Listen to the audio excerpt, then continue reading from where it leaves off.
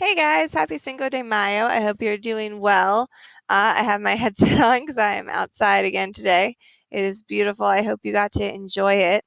Let's see. So today we're going to do part 2 of what we did yesterday. Yesterday I read the poem to you. I found the tone and mood because it was kind of a more intricate poem, but this time you're going to do it using this poem. So my video tutorial is going to be a little less thorough than usual, but that's on purpose because I want to see if you can now apply what I showed you yesterday.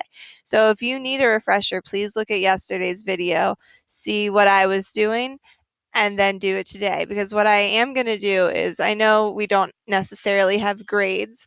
And if you want clarification on that, I can tell you quickly. When they decided that school was going to be remote for the rest of the year, what they said is that in elementary school, there are no grades. So for anyone asking, like coming from me, so you know, there will not be grades for quarter 4. But I'm going to write a response for every student of like what you're really good at, what you could focus on next year. So when you turn in assignments to me, you'll see that I'm giving you feedback. I am looking at your work, making sure that you're understanding these strategies we're doing, kind of giving you hints if you're missing pieces of it.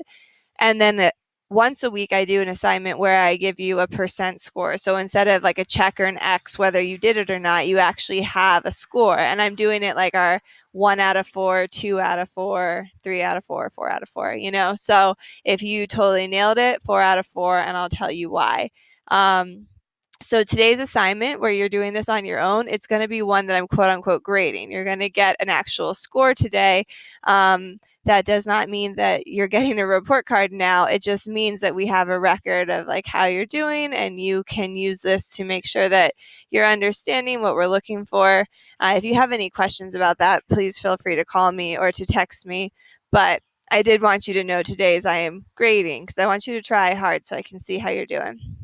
So anyways, today we're going to continue our lesson, like I said, and we're using another body systems poem. And this time you're going to use the tone that you find in the poem by having annotations on your paper to then talk to me about your mood is your process for today. I'm going to walk you through a little bit, but I'm not giving you answers. So make sure you watch this video, okay?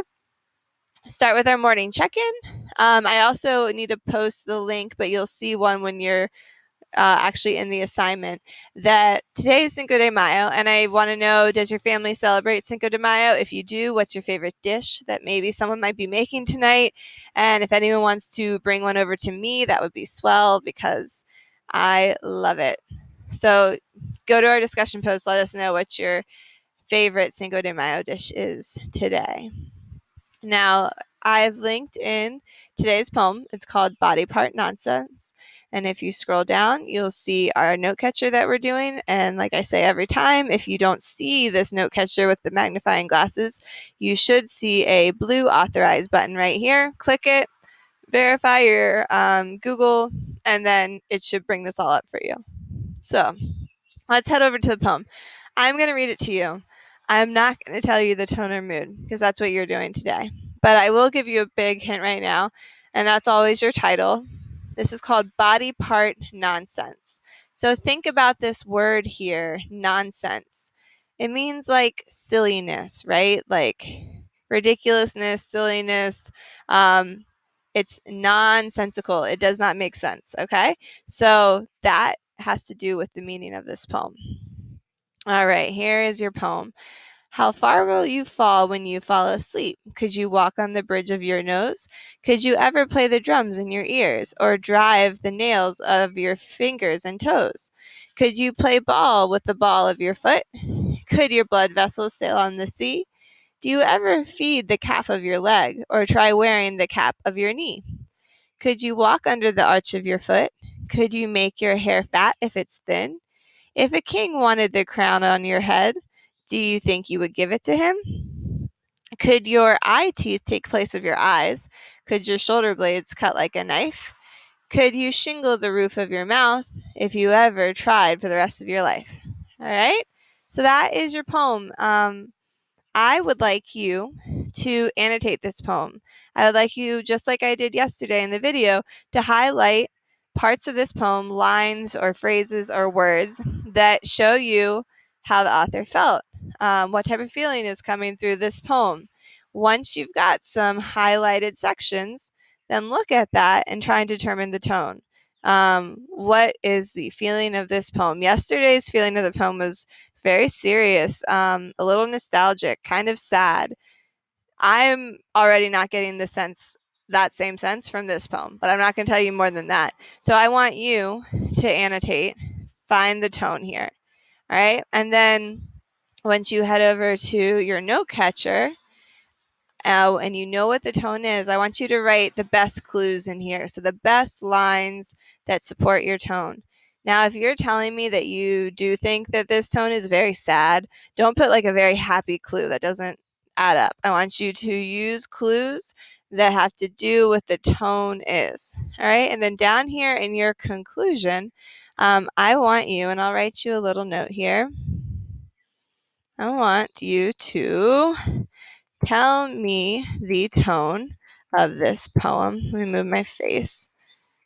Where is my face? Okay.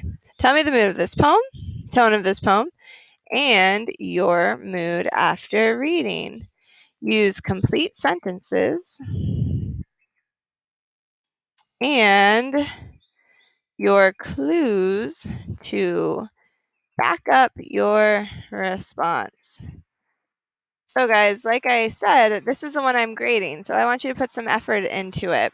The poem isn't too difficult, so you'll put in the best clues that you think show the tone, and I do want to see that your clues add up to what you write here in your conclusion.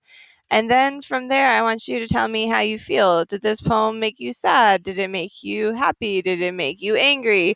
And why? All right. So when you're telling me why, you should pull in your evidence that you have in these clue magnifying glasses. So I feel this way because the poem said this, and it made me feel like this. So this response to get a 4 out of 4. It should have complete sentences. It should have capitalization. It should have punctuation. It should have quotes from the poem with quotation marks, maybe some good vocabulary. I think it should have thorough thinking. So, not like, I feel this way, but I feel this way and why, because the text said this. So, full response here, guys. That's your assignment for today. And you only have English with me today. You don't have science. So that's all. Respond to our discussion post. Say hi on my check-in. I miss you all. And I think that's all I got for you. I will see you tomorrow. Bye-bye.